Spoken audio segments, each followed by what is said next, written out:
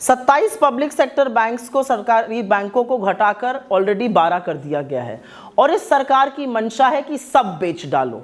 लेकिन जब आरबीआई ने इसको आईना दिखाने का काम किया तो समझना जरूरी है इस सरकार ने क्या किया। रिजर्व बैंक ऑफ इंडिया को पहले तो रिवर्स बैंक ऑफ इंडिया बना दिया। आरबीआई की एक रिसर्च रिपोर्ट ने कहा कि सरकारी बैंकों को बेचने के, निजीकरण करने के परिणाम बहुत घातक सिद्ध होंगे, उसका नुकसान ज्यादा है, फायदा कम है।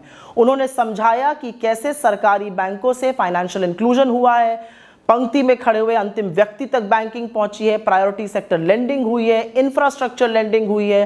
प्राइवेट बैंक्स को भी आईना दिखाया कि कैसे उन्होंने अपना काम पूरा नहीं किया है, लेकिन सरकार अंधाधुंध बेचने की फिराक में है। खैर, ये एक बात है। दूसरी बात यह है कि सरकार ने वो दबाव बनाया आरबीआई पर कि 24 घंटे के अंदर आरबीआई को अपनी ही रिसर्च रिपोर्ट से किराना करना पड़ा और कहना पड़ा, कन्नी काटनी पड़ी कि ये हमारे वक्तव्य नहीं है, ये हमारा विचार नहीं है, ये रिसर्चर का है। बड़ी अजब बात है, रिसर्चर आरबीआई का है लेकिन रिपोर्ट आरबीआई की नहीं है। तो रिजर्व बैंक को रिवर्स बैंक बनाने का काम भी मोदी सरकार कर रही है। हमारा अपना मानना है, क्योंकि कांग्रेस ने इस प्लेटफॉर्म से ये बात उठाई है। कल भी कांग्रेस के वरिष्ठ नेताओं ने इस बात को उजागर किया था कि कैसे सिर्फ 27 से अब रह गए हैं 12 बैंक।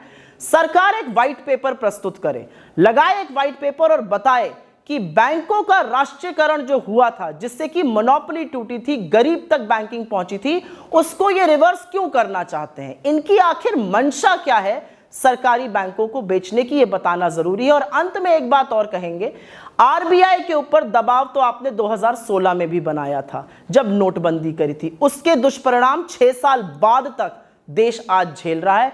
क्यों बार बार आरबीआई को तबाह करने पर आप तुले हुए हैं?